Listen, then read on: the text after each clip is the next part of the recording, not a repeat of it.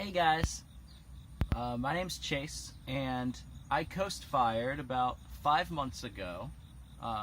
Myself and Mary, my partner, with a net worth of about $300,000. And I thought it'd be fun to give some periodic updates of how it's going and what I've learned and what the experience is like, because there aren't really that many bloggers who have done the coast fire thing. Most of them seem to just go the full way to the finish line for financial independence. And yeah, there have been some surprises already at the 5 month mark, and I thought I'd share them with you guys for those of you who might be considering it. I have kind of a list of the highlights, so I'll be referencing it. And I'm going to try to talk about the ideas in order from like the biggest, like, oh my gosh, this is crazy, to some of the smaller observations. So I'm trying to start with the stuff I think is the most important first. So number one, this was a huge surprise for me when I coast fired, is, oh, by the way, I taught high school for 9 years before I quit. And I always thought that I really disliked working. And my goal from the day I started working was to try to retire as soon as possible. It seemed like too much of a grind. And the thing that really surprised me was, it's not work itself that I disliked.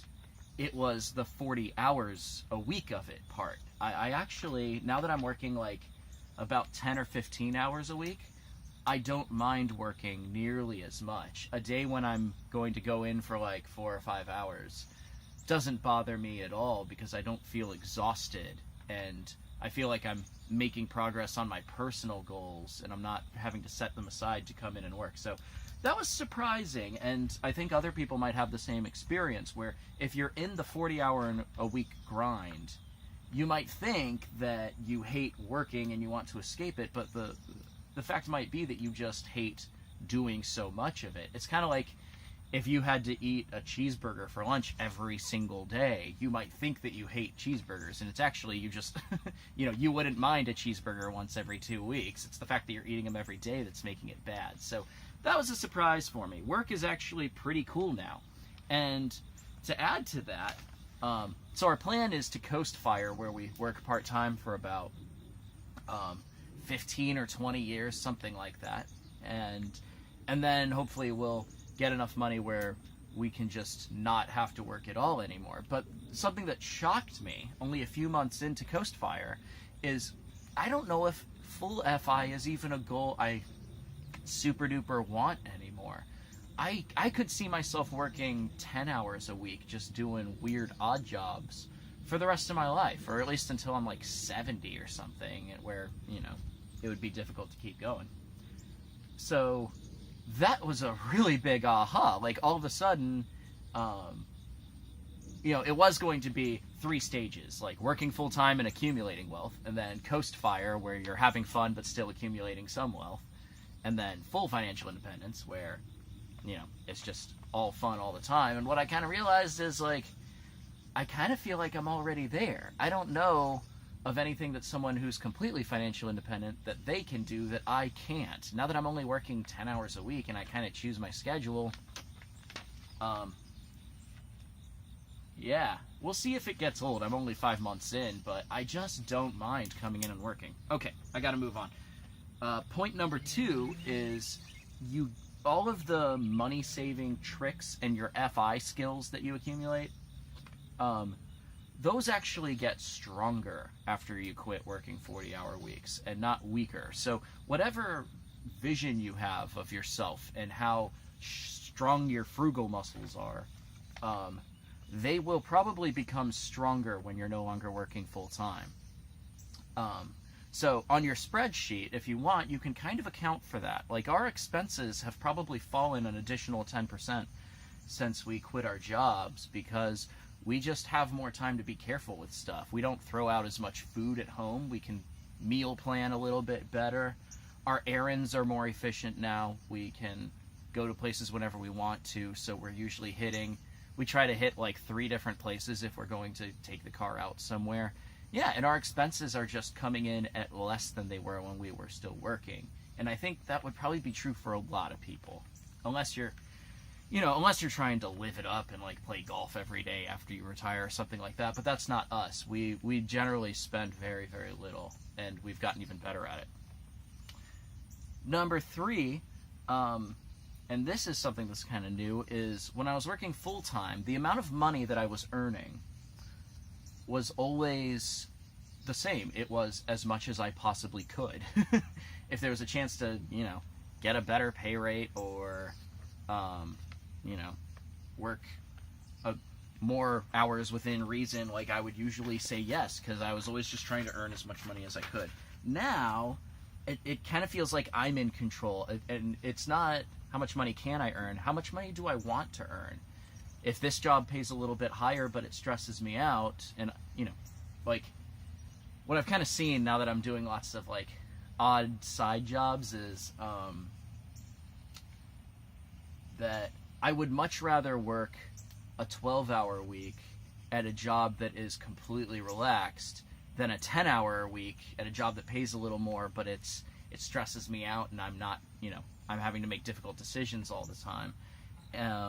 But the important thing is I'm kind of in control of how much money I earn now. I begin each week asking myself how much do I want to work and how much do I want to earn, and is there if there's a purchase that I want to make or a vacation I want to go to, I can now scale up my income to meet it. Like my latest thing is I'm getting into biking and e-bikes a little bit, and if I want a nice e-bike, all it takes is a few weeks of me working more than I usually do, and I can just get the e-bike and it won't hurt our spreadsheet at all. When I was working full-time as a teacher, I couldn't do that. I was stuck with the amount of income that I had, and there was very little I could do to push it up and down. Now, some weeks I hardly work at all, and other weeks I hustle, and just kind of depends on the mood, which is really cool that now I have control for how much income I earn.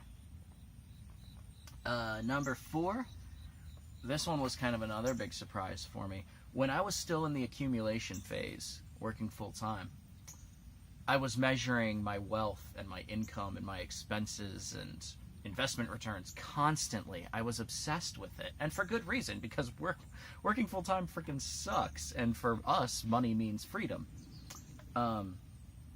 What's interesting now is I don't really measure it the same way that I did before.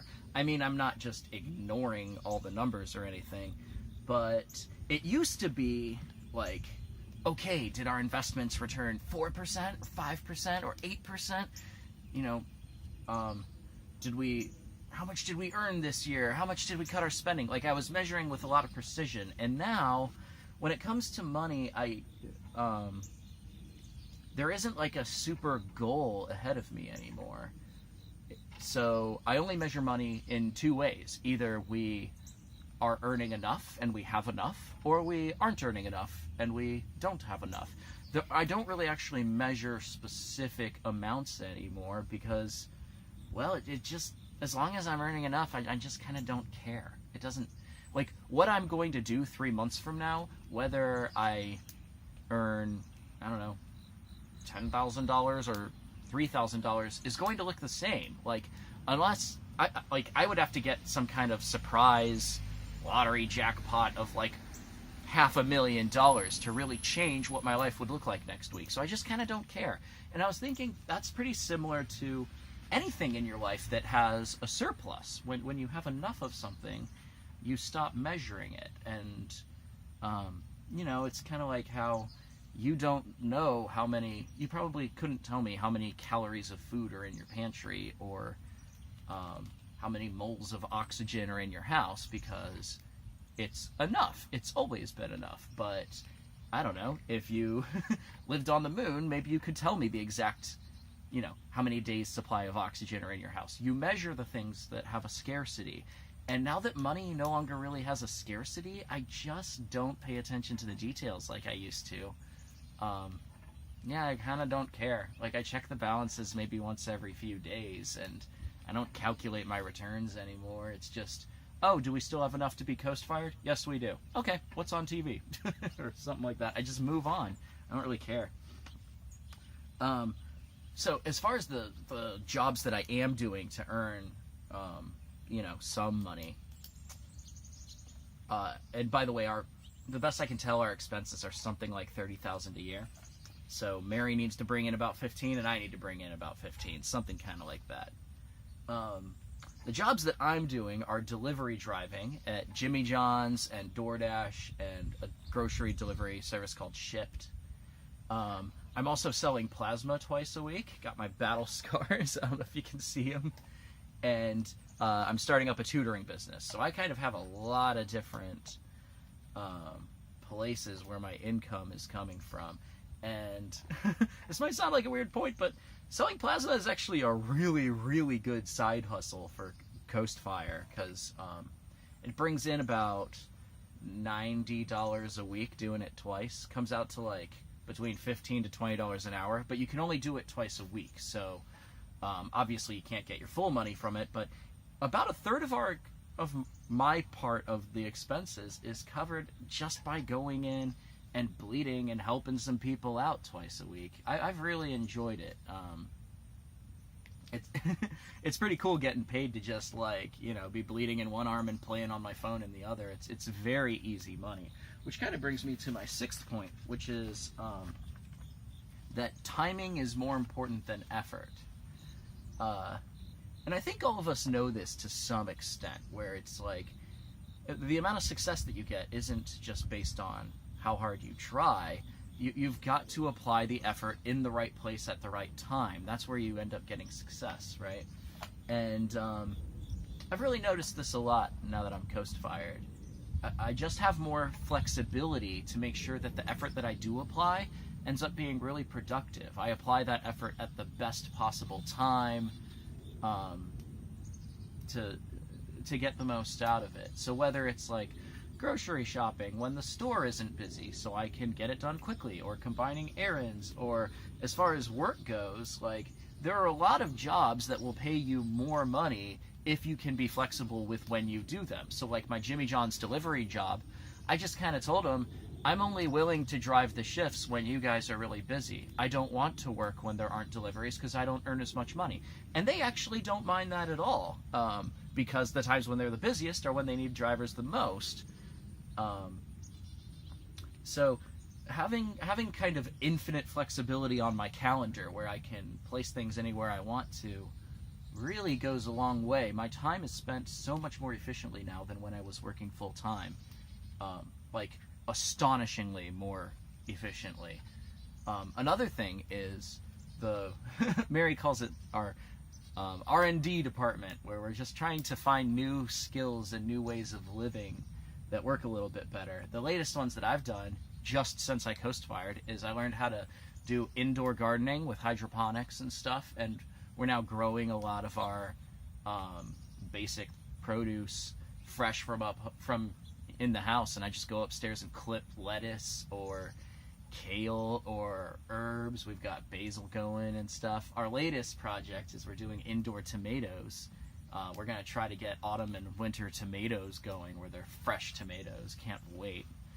And but yeah, so those projects, when I was still working full time, it would have taken me months and years to really figure that stuff out, because when can you really work on it? On the weekends. So you you spend 5 days making no progress at all, and then maybe on Saturday you do chores, and on Sunday you get to practice your hobbies. Well, now I can put my whole life on pause and just obsess over one project or hobby and just work at it until saying I've mastered it might be a stretch, but you can really grow in your personal goals very, very quickly, because you could put the rest of your life on hold to achieve them. So hydroponics was a good one, where it only took a few months till I got awesome at it, because I was just able to throw like a couple hours a day at reading about it and practicing different stuff, and now I got it. We grew really fast. Another little project now is biking. In just a few short months, I've learned how to put together e-bikes, how to do some basic work on bicycles. I took a 3-day-long bike safety class, so now I know more than most people about how to be on the road safely on a bike, which is a little counterintuitive. A lot of the class talked about how If you're anywhere near an intersection, just being in the middle of the road and acting like a car temporarily and getting out of that bike lane and off the sidewalks is probably safer, and then you can get back out of their way later on. But if I was still working, that would have had to wait till a summer break from school or something like that. I couldn't take a 3-day class on bike safety right now. If I was teaching, it just wouldn't happen. So anyway, I'm at the 15-minute mark. That's probably enough of an update. But there were so many surprises and aha moments with Coast Fire. And I'd like to get a conversation going, because I've heard some other people who want to try out Coast Fire, and there's not a whole lot of info on the pluses and minuses of it. And to be honest, I don't think there are that many minuses, especially if you're kind of in the lean fire community where your combined income for your family is, less than 6 figures. These side hustles can replace a pretty good chunk of the income that you had before.